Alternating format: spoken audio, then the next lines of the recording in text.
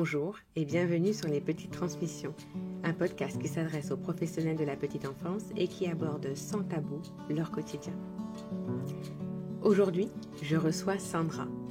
Sandra est une auxiliaire de puériculture et travaille en région parisienne en structure d'accueil. Rapidement dans nos échanges, nous avons parlé de bienveillance. Alors c'est un mot que nous avons tendance à utiliser peut-être un peu trop, sans jamais assez réfléchir à ce qu'il sous-entend.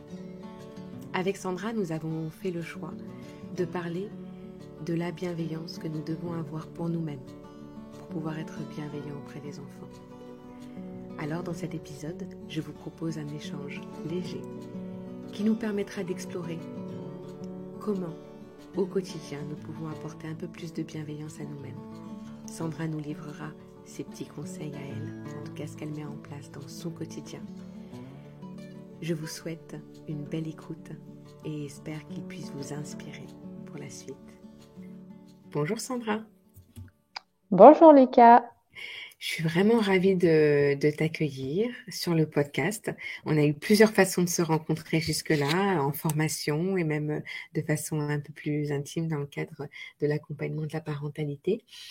Et c'est vrai que parmi les échanges qu'on a pu avoir, on a longtemps beaucoup parlé de la bienveillance et de ce que je sais, en tout cas à quel point c'est important pour toi d'être bienveillant pour toi-même, pour prendre soin des enfants.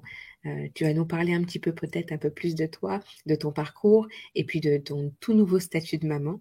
Et ensuite, on pourra peut-être aller un petit peu plus loin sur le sujet. Avant, je te laisse te présenter. Qu'est-ce que tu pourrais nous dire sur ton parcours, de qui tu es, qui es-tu, Sandra? Je m'appelle Sandra, j'ai 30 ans tout pile. Je suis auxiliaire de puériculture depuis août 2015. J'ai eu la chance de pouvoir faire ma formation en alternance pendant 18 mois. Ce qui m'a permis du coup de faire une partie théorique et une partie directement dans une crèche qui m'a chapeautée durant ces 18 mois donc sur Paris, qui faisait partie du groupe SOS. Et suite à l'obtention de mon diplôme, donc en août 2015, j'ai fait à peu près 2 ans à l'Institut Gustave Roussy, donc à la crèche hospitalière de l'Institut à Villejuif. Et du coup, je suis arrivée aux Petites Canailles en mai 2017, donc ça fait déjà 3 ans et demi. Et j'ai pu changer plusieurs fois de structure. Donc j'étais au tout départ à Ivry-sur-Seine. Malheureusement, cette crèche a fermé. Et j'étais avant, l'année précédente, jusqu'à ce que je tombe enceinte et que j'accueille donc mon fils en juillet de cette année. J'ai mis un peu ma carrière pro entre parenthèses pour pouvoir m'occuper de mon fils. Ouais, Voilà. ouais. Une toute récente maternité. Encore Exactement. félicitations. Merci. Merci pour la présentation de ton parcours. Alors, avant de rentrer dans le vif du sujet, ce que je vais te proposer, c'est les petites questions clés du podcast. La première, c'est, s'il y en a, quel est le delta entre ce que tu imaginais de ton métier d'auxiliaire de puériculture et la réalité dans le quotidien professionnel? Disons que depuis que je suis aux Petites Canailles, je n'ai quasiment pas de delta parce que c'est vraiment la manière de travailler aux Petites Canailles, c'était vraiment ce que je me représentais au moment où j'ai fait ma formation avec une formatrice qui a vraiment été super et qui déjà nous instillait par-ci par-là des petites notions de bienveillance, donc aux Petites Canailles, j'ai pas de delta. Par contre, ouais, quand j'étais à Gustave Roussy, c'était un peu plus compliqué puisque c'était une grosse structure. Il y avait plus de 60 enfants. Et en vrai, c'était mon premier vrai poste. Donc, quand je suis arrivée, effectivement, j'ai un peu déchanté parce que c'était un peu à la chaîne, en fait. Enfin, j'avais pas l'impression de faire correctement mon travail, ou du moins celui qu'on m'avait appris à l'école. Donc j'ai été un peu déçue.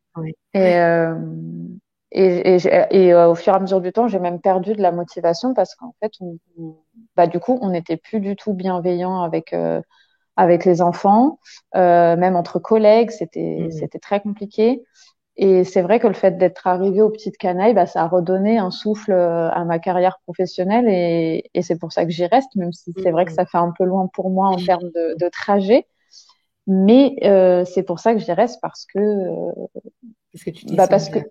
exactement, je m'y sens Ouais. très bien, que ce soit entre les professionnels, avec les enfants, les parents, la Mhm. RH, la direction, enfin tout se passe vraiment très bien. Donc il n'y a pas de delta actuellement entre Mhm. la façon dont je vois mon métier et la manière dont je l'applique au quotidien. Ouais.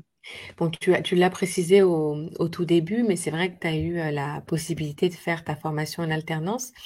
Et il me semble quand même que c'est un modèle de formation qui permet de se préparer vraiment à la pratique. Donc, c'est peut-être aussi ce qui fait euh, ce faible écart entre ce que tu imaginais de ton quotidien et ton quotidien concrètement. Oui, c'est pas faux. C'est vrai que d'être sur le terrain dès le début de la formation, en plus des stages obligatoires, Ouais, c'est vrai que, en plus, je l'ai fait en crèche privée aussi. ouais, Donc, ça permet de voir déjà comment ça se passe, de se représenter un peu ce dont on a envie aussi pour la suite, ce qu'on veut pas. Et, et c'était vraiment chouette de pouvoir faire cette formation en alternance, ouais. pour ça aussi, quoi. Ouais, clairement. Ok. La deuxième petite question clé, c'est qu'est-ce qui fait que tu trouves encore une belle énergie pour exercer ton métier au quotidien? Alors du coup, je vais te proposer de te remémorer un peu les dernières semaines de pratique avant ton congé maternité, en tout cas parental. Qu'est-ce qui fait que, voilà, qu'est-ce qui fait que tu trouves du plaisir à continuer dans ce métier, sur cette voie? En fait, parfois on a l'impression, quand on dit qu'on est auxiliaire de puériculture en crèche, que toutes les journées vont se ressembler. Mm. Donc effectivement, il y a un fil conducteur puisqu'on accompagne les enfants à leur rythme et que les enfants, c'est toujours les mêmes tous les jours, même si ils sont pas tous les jours pareils et heureusement d'ailleurs. Mais euh, mais en fait, les journées ne se ressemblent pas du tout. Mhm. Et du coup, à part les temps de repas, les siestes, etc., euh, on apprend énormément des enfants tous les jours. Donc déjà, rien que ça, c'est un moteur pour avancer dans ce métier parce qu'ils évoluent à une vitesse impressionnante tous les jours. Et tous les jours, ça m'épate. Et je le vois même maintenant avec mon fils à la maison. Enfin, tous les jours, on est émerveillé par cette capacité qu'ils ont à évoluer à la vitesse de l'éclair et les échanges entre professionnels sont toujours très nourrissants pour nous. En fait, on grandit, on apprend tous les jours dans ce métier, donc c'est ça qui fait que on s'ennuie pas, on a toujours des choses à travailler, on a toujours cette curiosité de vouloir apprendre plus, de pas rester sur nos acquis et de toujours s'ouvrir à des nouvelles choses parce que le monde change et du coup les Ouais. choses changent aussi Ouais. pour nous, pour les enfants. On apprend tous les jours qu'il y a des nouvelles études sur le cerveau des enfants, sur la manière de faire avec eux, sur ce qui est le mieux pour eux. Et du coup, nous, on grandit avec ça dans notre métier aussi et ça nous permet tous les jours en fait d'être formés, quoi. On n'est Ouais. jamais auxiliaire confirmé, on va dire.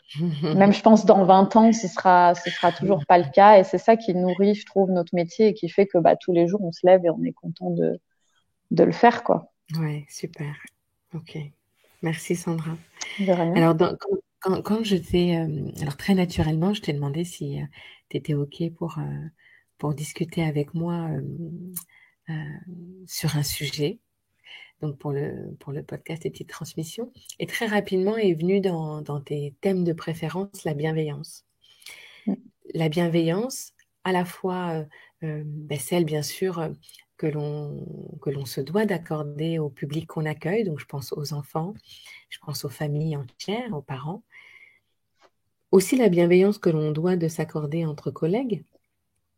Et aussi, et c'est le sujet qu'on va approfondir ensemble toutes les deux, en tout cas, je suis très intéressée d'avoir ta vision et toute la partie pratique que tu y accordes, la bienveillance que l'on s'accorde à soi-même. Et c'est vrai que ça semble évident, Et on le dit bien assez souvent que c'est impossible de pouvoir être bienveillant envers d'autres si on n'est pas déjà bienveillant envers soi-même. Sauf que on a des métiers, en tout cas tu nous as fait part de ton métier qui est passionnant, mais le risque peut-être c'est de se retrouver très rapidement dans la tête dans le guidon et puis se perdre au point de perdre peut-être l'écoute de soi-même, l'écoute de ses besoins. Euh, Est-ce que tu peux nous en dire un peu plus sur le choix de ce thème? Qu'est-ce qui te motive à nous parler de ça aujourd'hui? Bah déjà, je suis quelqu'un qui est passé par des phases assez compliquées il n'y a pas si longtemps que ça finalement, où j'ai été prise par de fortes crises d'angoisse et de l'anxiété même généralisée, parce que ça en est arrivé là, malheureusement pour moi. Bon, j'ai réussi à m'en sortir grâce à plein de petites choses, dont l'hypnose. Mhm. Et justement, l'hypnose, ça a été le départ de la prise de conscience qu'on peut avoir sur soi-même, sur vraiment ce qu'on est au plus profond de soi et ce qu'on doit en tout cas faire pour plus se laisser envahir par plein de choses extérieures. Et disons que c'est à partir de là où je me suis dit, bon, bah, ok, j'ai pris conscience de ça. Maintenant, il faut que je l'utilise au quotidien, que ce soit dans mon travail, dans ma vie personnelle, avec les amis, enfin voilà, partout en Mhm. fait. Ouais, ouais, Et effectivement, enfin, je trouve que le point de départ, c'est il faut être le plus bienveillant possible avec soi pour l'être avec les autres.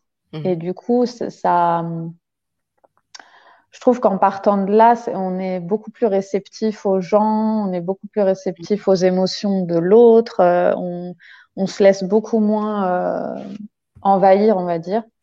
Et il faut, avec notre métier qui nous prend beaucoup, beaucoup d'énergie au quotidien, que ce soit dans le bon ou dans le moins bon d'ailleurs, hein, parce que, Ouais, enfin, on peut être envahi par des émotions ultra positives, mais qui nous envahissent, qui sont très énergivores aussi bien finalement. sûr. Ouais, Et, euh, et au vu de notre métier, je trouve que c'est encore plus important d'être cool avec soi-même, quoi, ouais, de pas trop se mettre la pression non plus. Et si on se laisse un peu trop envahir, d'essayer de prendre le recul nécessaire ou du moins de partager, d'en discuter pour essayer de se sortir de cette situation. Mais plus on va être détendu, du moins essayer d'être détendu, puisque bah, tous les jours, on peut avoir des petits ouais. soucis, on rate notre train, enfin voilà, des petites choses comme ça qui font que on peut vite perdre notre bonne humeur et notre calme, notre sang-froid. Mais c'est important ouais, de se laisser des petites cases de je souffle, je prends du recul, j'essaye de voir ce qui me fait du bien pour faire du bien aux autres. Ouais, Et ça marche. Enfin, ça c'est marche pour prouvé. l'avoir fait, ça marche. C'est prouvé. Voilà. Et tu dis spécifiquement dans nos métiers, pourquoi spécifiquement dans dans les métiers de la petite enfance, à ton avis? Bah parce enfin, il y a enfin, je trouve qu'il y a quand même une grosse part d'émotionnel dans notre métier. Enfin, c'est-à-dire que les enfants, déjà, on le dit, on le répète et je vais le répéter, hein, mais c'est des éponges à émotions. Donc, en fait, Mhm. déjà, de base, ils ressentent ce que nous, on peut ressentir.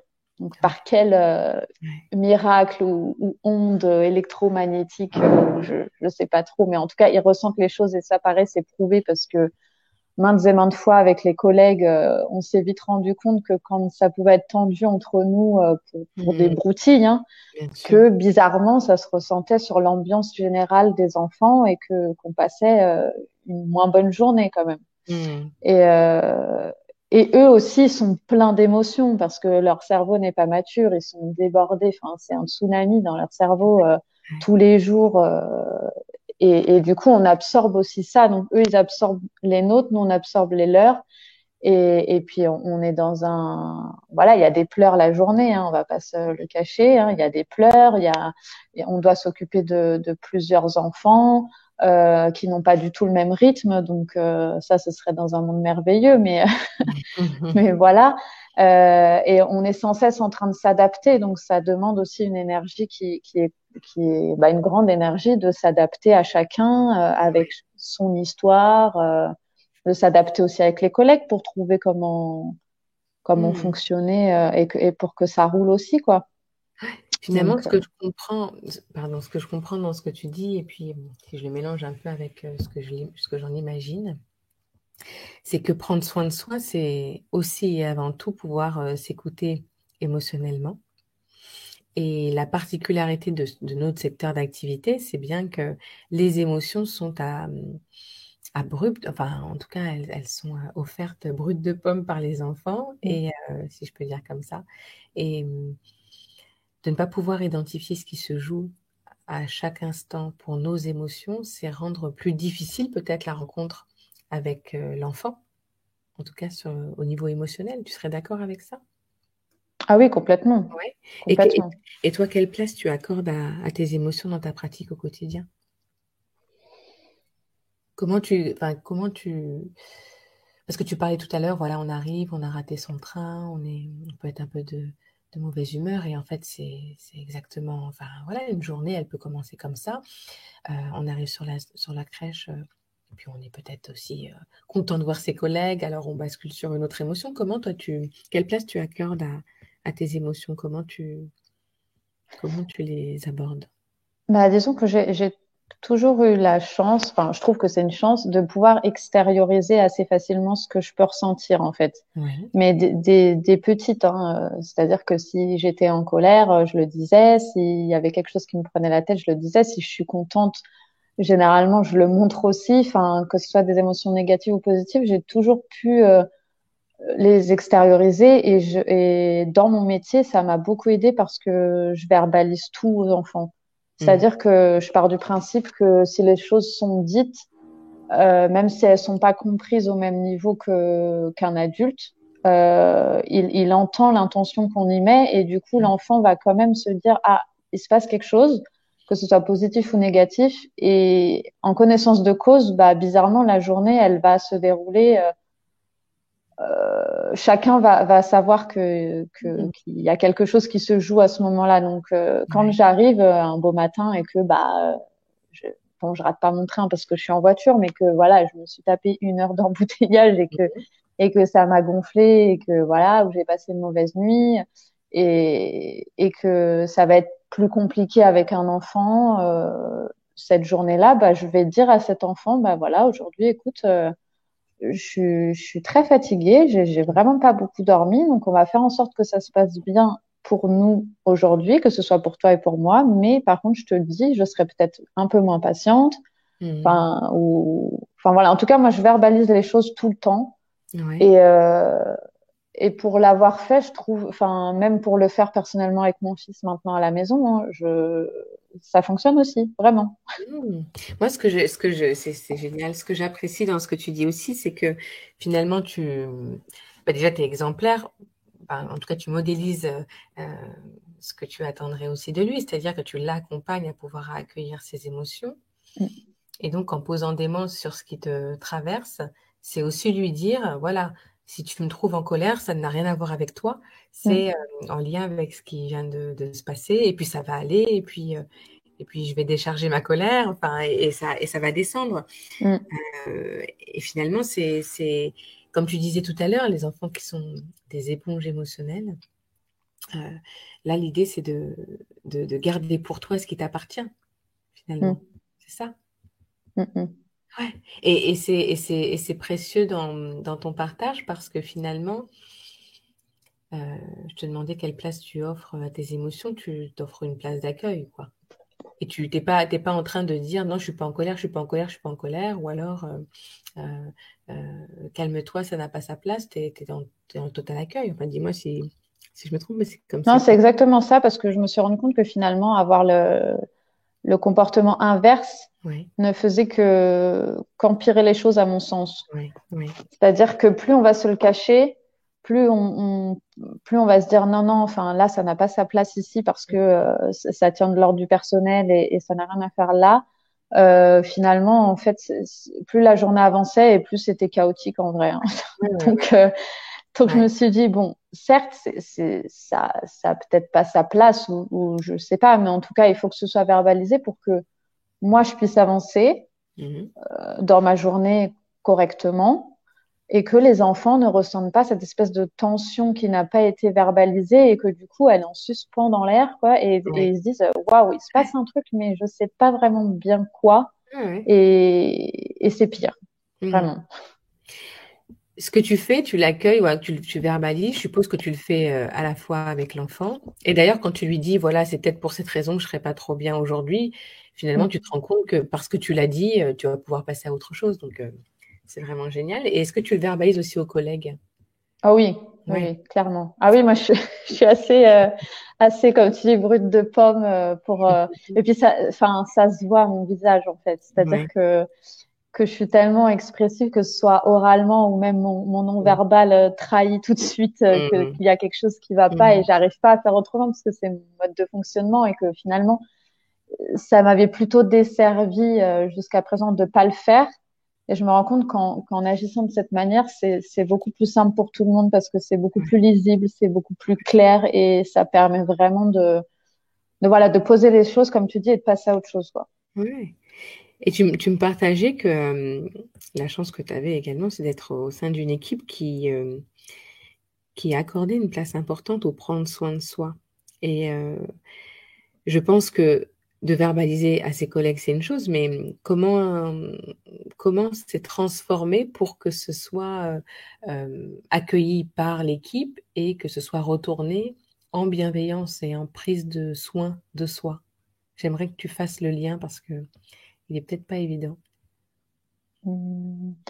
Bah, nous, c'est vrai que, enfin, à Vanves ou même à Ivry, hein, on a toujours en équipe discuté de ce qui n'allait pas Mm. et Et on essayait de trouver des solutions pour que ça aille mieux, même en interne, quand il y avait des tensions entre nous. Je veux dire, voilà, on passait parfois par des réunions hein, qu'on s'imposait nous-mêmes parce qu'on disait non, on peut pas continuer comme ça, c'est pas possible. Enfin, faut que vraiment que là, on crève l'abcès et qu'on essaie de trouver des solutions parce qu'on sait qu'on peut travailler ensemble et qu'on peut avancer ensemble dans la même direction, puisque on a déjà le projet pédagogique de base des petites canailles qui nous lie en fait. Donc, étant toutes d'accord avec ça, en fait, on prend le recul avec chacune de nos émotions, on prend le recul nécessaire pour se regrouper autour de la cause commune qui est les enfants et s'en occuper, etc. Donc, on fait des réunions, on essaie d'en discuter et après, avec chacune notre personnalité, on essaye d'aller de l'avant et en général, ça fonctionne plutôt bien. Mhm. Même si on a des personnalités qui ont plus de mal à dire les choses et généralement en réunion, ça sort quand même parce on essaie de creuser, de gratter un peu et puis il y a les questions de la direction qui sont là aussi bah pour faire sortir les choses parce que c'est l'endroit pour les dire et c'est l'endroit pour essayer d'avancer tout simplement et de pas le faire devant les enfants aussi Ouais. parce qu'ils ressentent déjà beaucoup de choses et ils ressentent très certainement quand l'équipe est tendue. Enfin, ça s'est vérifié Mm. par plusieurs fois aussi à Ivry quand ça a été compliqué, quand on a dû passer en micro-crèche sans direction, etc. Enfin, Mm. c'était compliqué et finalement on a réussi à s'en sortir et puis on se félicite aussi au quotidien, c'est-à-dire que quand il y a Super une important. collègue Ouais. qui fait quelque chose de bien, bah on lui dit ou qu'elle elle est Mm. pas sûre qu'elle le fait bien, on lui dit non mais vraiment c'est bien ou c'est une bonne idée, waouh, t'as Mm. trouvé une activité, c'est une super bonne idée. Enfin voilà, se féliciter déjà au quotidien entre nous, je trouve que c'est super parce que bah enfin, c'est moteur d'une énergie positive déjà Bien sûr. et en plus les enfants voient ça donc enfin c'est porteur d'exemple pour eux aussi donc enfin Mm. je trouve ça top aussi de les Ouais. voir enfin voilà prendre cet exemple-là pour plus tard et on espère qu'ils peuvent justement prendre ça pour plus tard les bonnes choses aussi qu'on peut leur montrer au quotidien donc se féliciter je trouve que ça fait partie des choses en équipe qui est importante et même pour les enfants. Pour se valoriser, bien sûr. Exactement, de se valoriser entre Ouais. nous.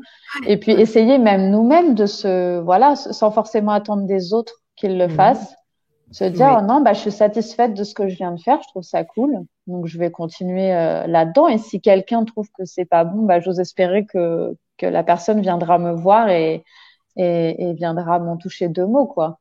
Mm. Mais voilà, partant de ça, je trouve que se féliciter au quotidien, déjà, c'est top dans le prendre soin de soi et des autres entre collègues, déjà. Complètement. Et je trouve aussi que le fait de valoriser les collègues, euh, c'est aussi, voilà, mais comme tu dis, créer une dynamique positive. Mm, Et la valorisation, elle te reviendra parce que la collègue, elle va penser aussi à te dire quand ça va bien. Parce que finalement, un exactement. réflexe qu'on peut avoir, c'est de dire quand ça va pas, quand il y a des choses à améliorer, quand il y a des choses à travailler.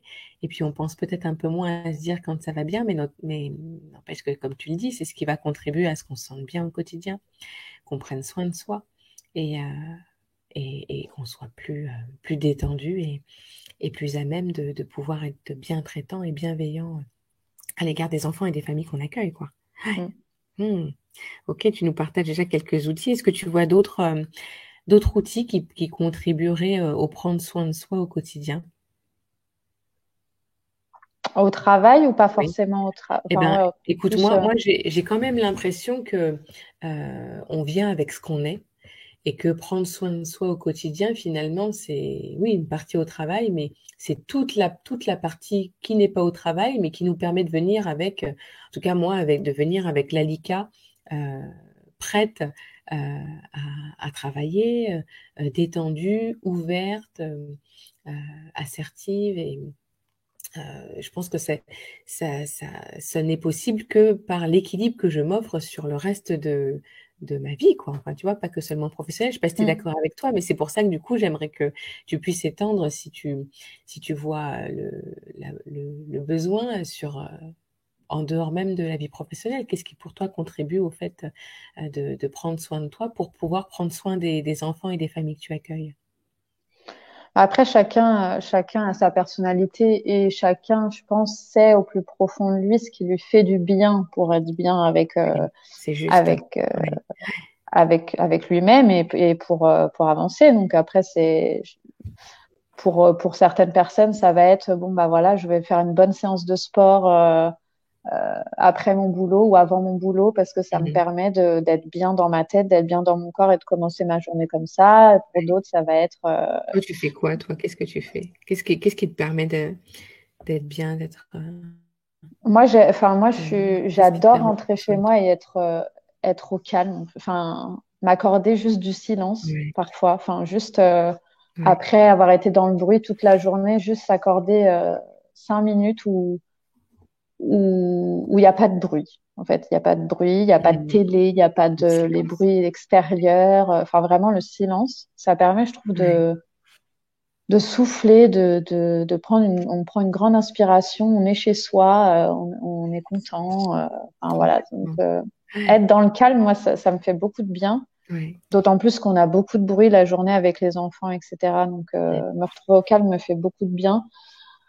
Après, j'aime beaucoup lire. Enfin, je suis quelqu'un de très, très curieux. Donc, Mhm. j'aime beaucoup lire, même si j'ai pas le temps de lire longtemps ou voilà, si je trouve un article, un titre d'article qui va m'intéresser, bah, je vais prendre le temps de le lire. Et parfois, ça a souvent lien avec la petite enfance ou des choses comme ça. Donc, c'est encore mieux, je trouve.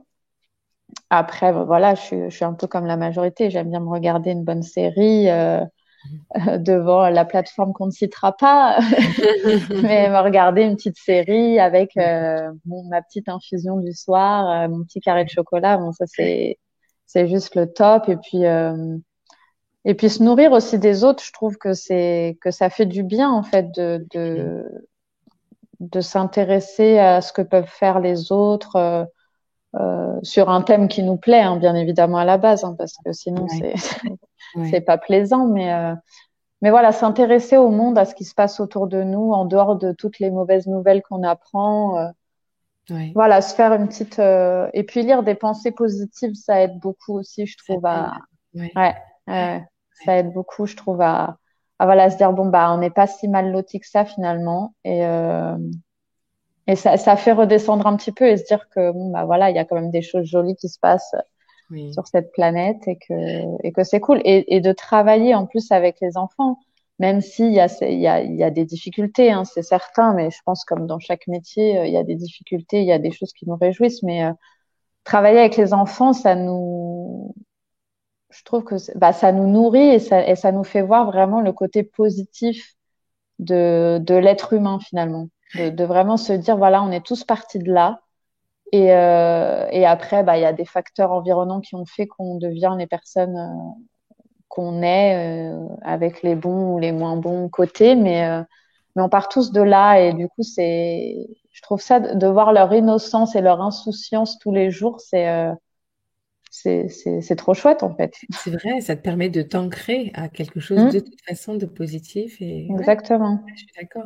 J'aime beaucoup quand tu dis que finalement chacun trouvera sa façon et je pense que tu as déjà dû assister à une de mes formations sur les besoins où je fais une différence entre les besoins et les stratégies. Mm, Et finalement, on a tous le besoin de pouvoir, enfin, ce qui nous réunit, je dirais, entre humains, j'allais dire entre professionnels de la petite enfance, mais entre humains, quoi, tu vois, c'est de pouvoir être euh, détendu, léger, ou en tout cas de ce besoin de s'oxygéner l'esprit parfois, de pouvoir de souffler. Et on a tous des stratégies différentes. Tu vois, le petit jeu que je propose, c'est dans un cercle, je sais pas si ça te parle, où on se rapproche en fonction de... Par exemple, moi, ce que j'aime bien utiliser, c'est j'adore danser la salsa. Et puis, mm. je demande aux gens de s'approcher plus ou moins de moi en fonction de s'ils se reconnaissent ou pas D'accord. dans cette stratégie. Et bien souvent, ben, je reste bien seule, hein, parce qu'il n'y a pas trop de gens qui se rapprochent de moi. Enfin, moi, je me serais rapprochée en C'est tout vrai. cas, sans souci. Ouais, ouais. J'adore danser la salsa, donc Et du coup, et la deuxième étape, c'est je parle du besoin auquel ça répond. Donc, je parle de ce besoin de sentir mon corps, de m'oxygéner. Et là, je demande aux personnes de se rapprocher plus ou moins de moi en fonction de ben, s'ils sont OK ou pas avec ce besoin. Et là, tout le monde se mhm. rapproche de moi. Et, Ouais. et du coup, on fait tout le tour des stagiaires et on se rend compte ensemble que finalement, on partage tous les mêmes besoins, mais on a possiblement des stratégies différentes. Donc, j'ai aimé ta- la proposition de, voilà, en tout cas, c'est pas une proposition qu'on ne prend pas comme une proposition, mais en tout cas, tu nous partages un peu la façon dont tu prends soin de toi et on peut admettre que toute personne peut avoir des stratégies justement différentes. Ce qui est important, c'est de pouvoir trouver sa stratégie et, euh, et de pouvoir cocher la case à la fin de journée de là, à ce moment-là, j'ai pris soin de moi. Exactement. J'ai pris soin de ce que je suis, euh, autocompassion en tout cas, et puis après tout plein de stratégies différentes et physiques et plus intellectuelles ou autres. Mais là, j'ai pris soin de moi. Et c'est important de pouvoir finir sa journée et de se dire, finalement, voilà, ça s'est passé comme ça, c'était pas toujours simple, il y a eu des hauts, des bas, mais à quel moment je me suis occupée de moi? Et je crois que c'est super important et tu le développes beaucoup parce que j'entends dans ton discours beaucoup de psychologie, de choses en lien avec la psychologie positive. Mais je pense que ça, c'est quelque chose sur lequel on devrait être un peu plus attentif parce que tu as raison, on prend soin d'enfants, de familles qui viennent avec ce qu'ils sont euh, pour de vrai, quoi. Enfin, voilà, avec ce qu'ils sont en toute transparence et pour pouvoir assurer cette rencontre émotionnelle, pour pouvoir assurer cette rencontre avec eux et d'une façon la plus, je dis détachée, mais c'est pas détaché, mais pour ne pas me poser sur eux quelque chose qui nous appartiendrait trop fort, de l'ordre de la frustration, c'est important de pouvoir se sentir plutôt détendu et être en bienveillance avec soi-même. Mm. Exactement. Des fois, faut lâcher prise un peu plus Ouais, parce que la société nous demande déjà beaucoup ouais, et faut juste enfin, se laisser en paix parfois. Enfin, clairement, ouais, faut se dire, voilà, faut pas se mettre trop la pression. c'est ça. Après, c'est facile à dire, mais Mm. c'est pas si facile à faire. Et puis dans il faut, il y a qu'à, j'entends quand même une injonction. Alors ce serait terrible de se porter comme injonction de devoir lâcher prise. Enfin, tu vois, des fois je me dis, Oui, oui, oui. tu vois, des fois je me dis bon, on fait ce qu'on peut, on fait de notre mieux. Exactement. Et Mm. ouais, et C'est ça, ça. ouais, et je retrouve vraiment de ça dans ton discours. Merci beaucoup, Sandra. Bah, avec plaisir. J'ai des petites questions pour finir notre entretien, car il touche déjà à sa fin. Déjà, comment tu te nourris au quotidien? Comment nourris cette soif de, d'apprendre, cette curiosité que tu as de façon très naturelle? Ah ben, je lis, enfin, je lis dès que je peux. Enfin, après, il y a aussi les réseaux qui aident, Ouais. de fil en aiguille, nous amènent d'un article à un autre, enfin, d'une chose à une autre, et qui fait que du coup, on peut approfondir ça. Ouais. Après, moi, je suis clairement la team qui lisait les boîtes de céréales pendant le petit-déj quand j'étais petite. Donc, euh, donc déjà, rien que lire la liste des ingrédients. Je pense que ça part de là, vraiment. Ouais, ouais. Mais, mais ouais, enfin, j'adore lire. Enfin, Mm. enfin, je suis une littéraire, hein, j'ai un bac littéraire. Ouais. J'avais fait quelques mois à la fac en langues étrangères, donc ça m'intéresse beaucoup, beaucoup, beaucoup. Euh, je regarde aussi des choses et puis je partage énormément avec les autres. Enfin, j'adore Mm. discuter pendant des heures sur des sujets mais divers et variés avec mes amis et notre journée ne peut s'en tenir qu'à là et ça me va très bien en fait. Ouais, c'est Donc vrai. C'est vrai, je suis d'accord. Ouais, donc super, c'est voilà. merci. Qu'est-ce que tu aimerais dire pour résumer ton propos aux auditeurs? Comment tu pourrais résumer là en quelques mots s'il y avait quelque chose à retenir de notre échange? Bah, dans mon monde idéal, j'aimerais que chacun s'échange une petite pensée sympa dans la journée. Ouais. Vraiment, ça aide beaucoup et parfois on a l'impression que c'est rien du tout, mais en fait, Mm. ça peut embellir la journée de l'autre parce que pour X ou Y raison, cette personne-là passe par des soucis importants ou je ne sais pas. Ou...